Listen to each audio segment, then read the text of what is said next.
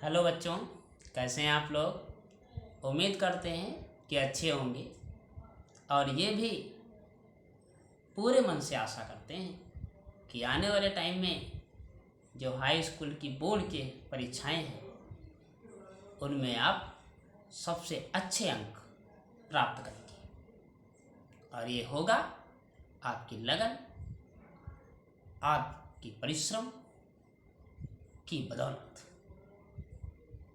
परिश्रमी तो आप हैं, बस थोड़ा सा मार्ग दर्शन करने हम आए हैं, क्योंकि रास्ता बताना ही तो गुरु का काम होता है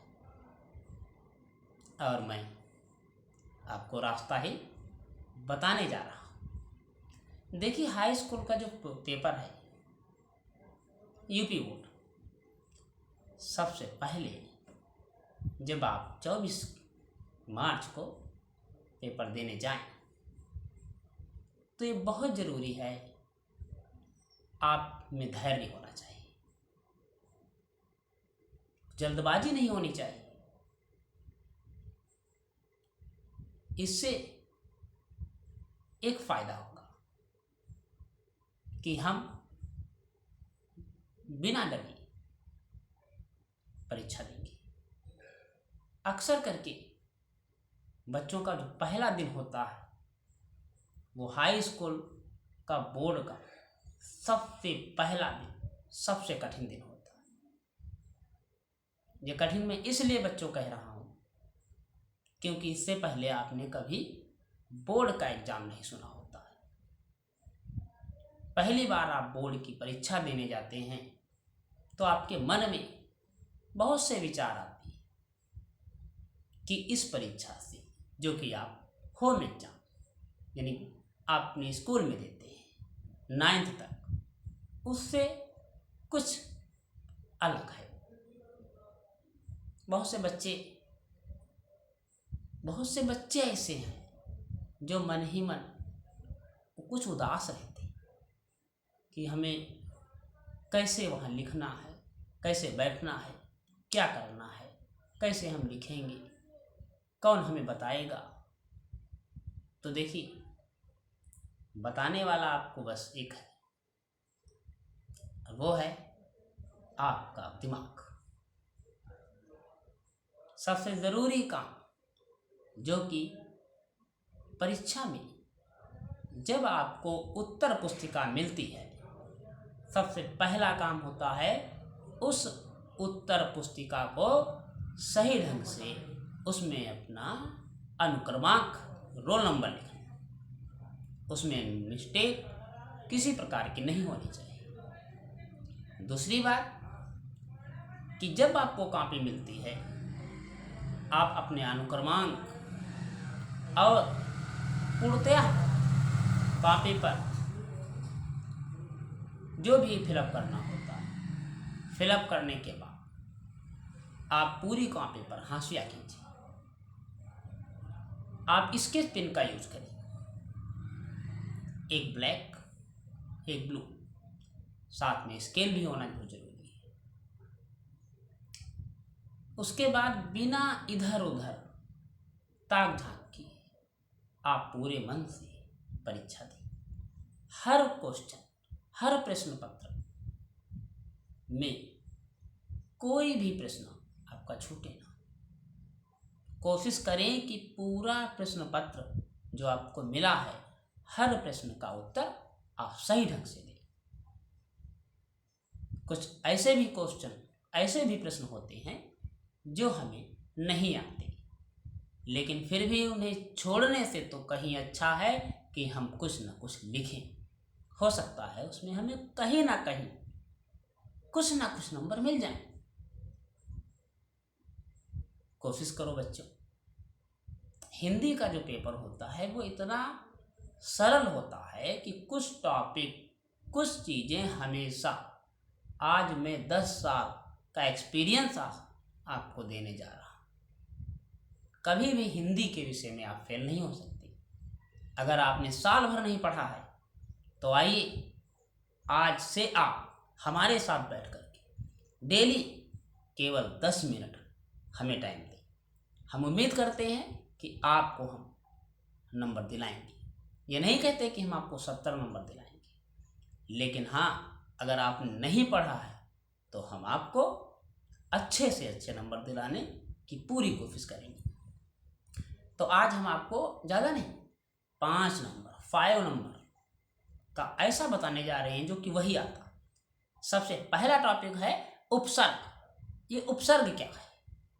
उपसर्ग वो शब्द है या वो शब्दांश है जो किसी भी शब्द के पहले जुड़ करके अपने अर्थ को बदल देता है, वो होता है उपसर्ग। कोई भी मूल शब्द, किसी भी शब्द से पहले हम उपसर्ग को लगा सकते हैं। अब आते हैं, ये 3 नंबर में पेपर में आपके 3 नंबर में क्वेश्चन पूछा जाता है कि निम्नलिखित उपसर्गों में से किन्हीं 3 उपसर्ग के प्रयोग से एक एक शब्द बनाइए। 3, अब 3 कहने का मतलब ये हुआ उसमें आपके उपसर्ग दिए होंगे, 5 दिए होंगे। जैसे आ उपसर्ग होता है, अब आ उपसर्ग से आपको शब्द बनाना है तो बना दीजिए। एक शब्द होता है ज्ञान, लगा दीजिए आ, तो शब्द क्या बन गया आपका? अज्ञान। ऐसे ही एक हमने बताया अज्ञान, और आगे आप बनाए, अज्ञान हो गया। अब विचार करें कि हम कौन सा शब्द में आ और लगा दें। ज्ञात होता और आ लगा दिया तो अज्ञात हो गया। और याद करिए, आपको जब पढ़ेंगे तो स्वतः ही याद होने लगेगा।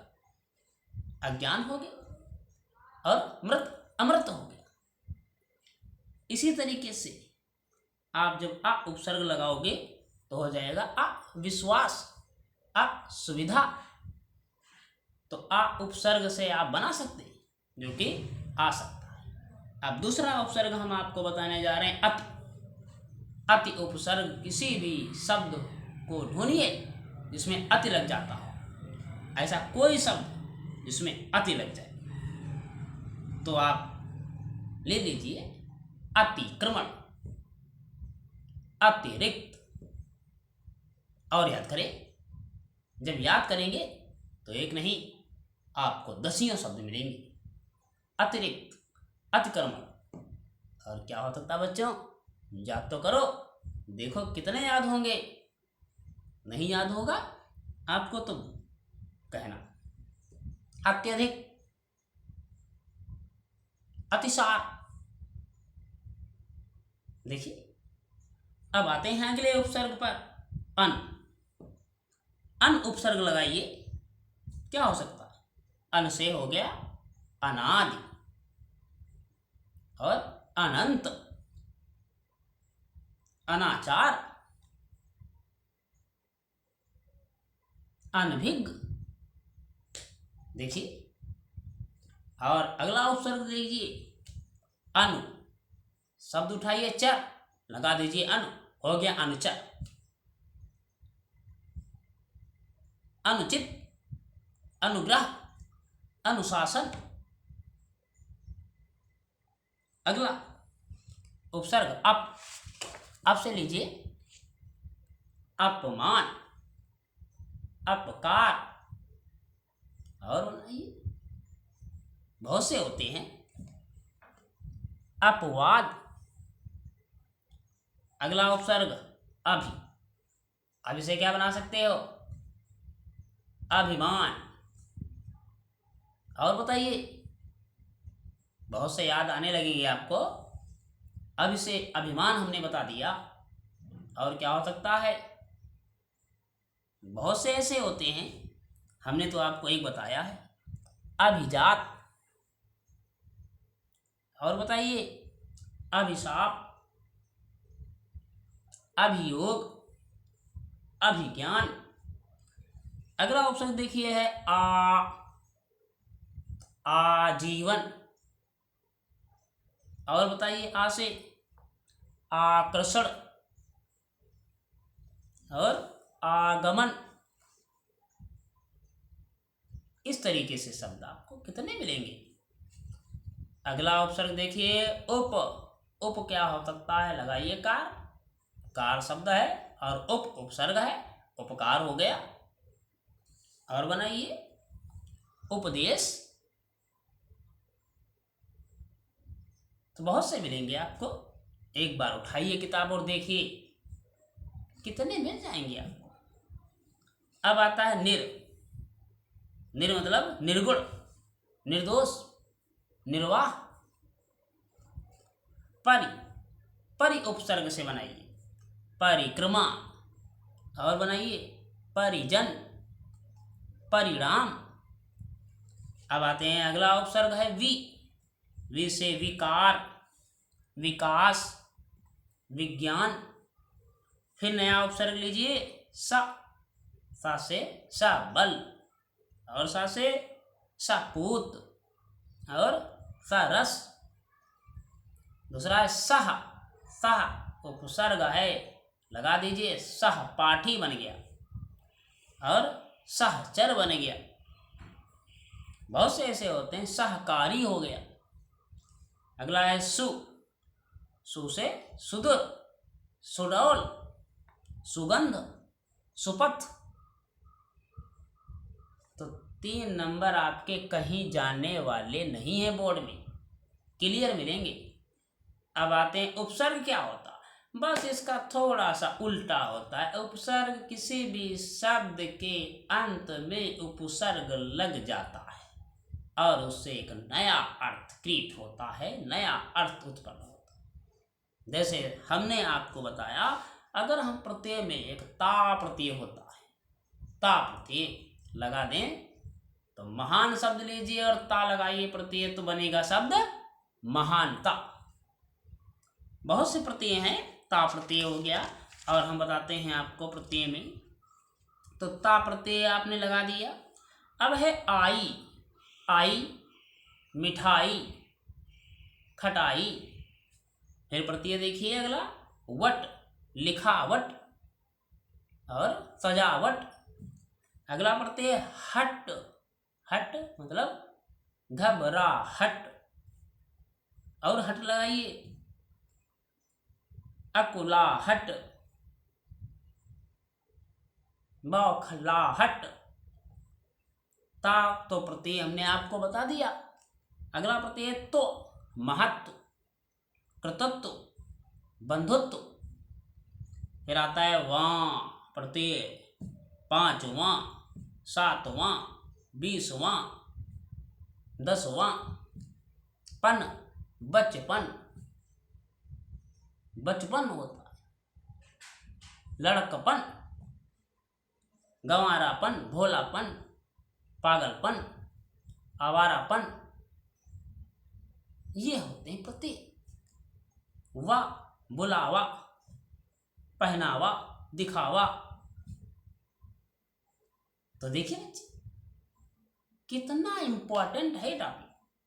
उम्मीद करते हैं ये आपके समझ में आया होगा और 5 नंबर आपको मिल जाएंगे। कमेंट करके आप बताना कहाँ पर नहीं समझे, फिर समझाएंगे। उम्मीद करते हैं बच्चों, इसी के साथ बस आज का कार्यक्रम समाप्त। धन्यवाद।